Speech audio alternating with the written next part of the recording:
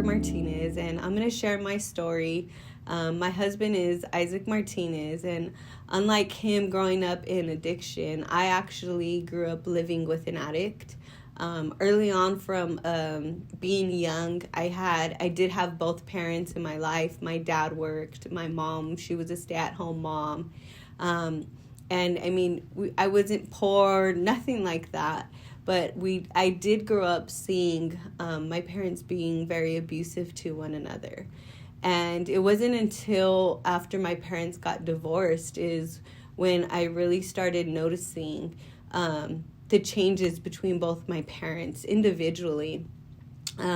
We ended up going and living with my mom, and in that time I was so young, I didn't realize the struggle that she was going through with getting a divorce after being married so many years and being dependent on somebody. She ended up turning to drugs, and one day she was out with her friends partying, and we were left at home. While we were at home, we were playing hide and seek. And as we were playing hide and seek, something just told me to reach.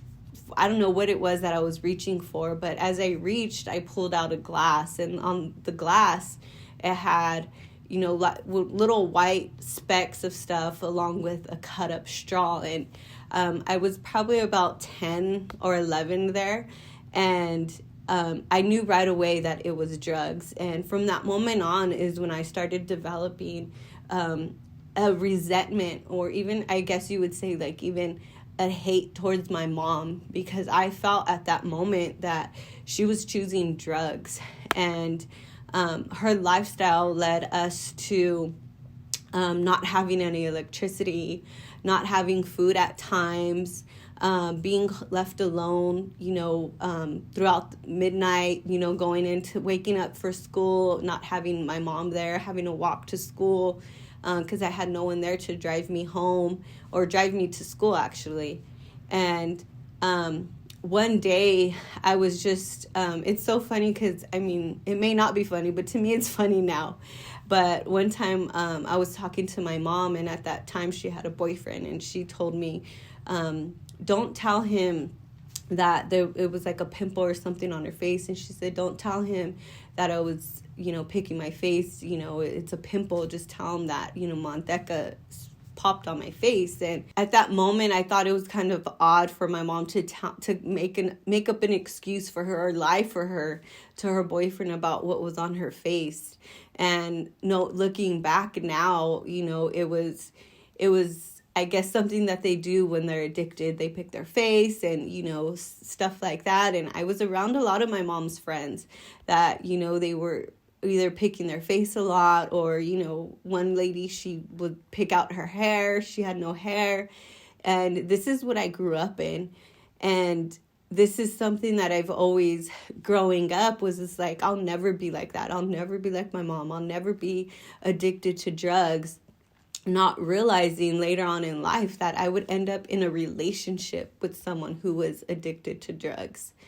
Going back to my mom, she is clean today, and we have an amazing relationship.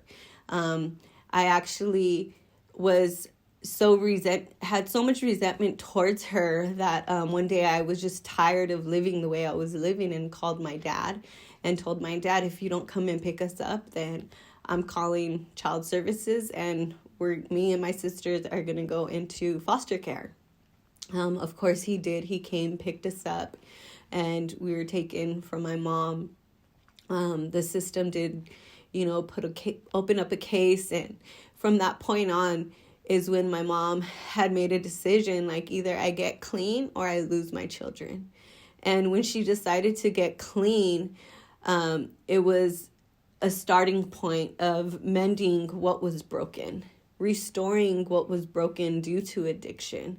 Again, I was young. I didn't know the pain that she was in. I didn't know that she turned to drugs because she didn't know what else to turn to. At that moment, she was so hurting and so broken and just wanted the feeling to go away. And that's why she turned to drugs. So our relationship ended up getting better. She went to the program.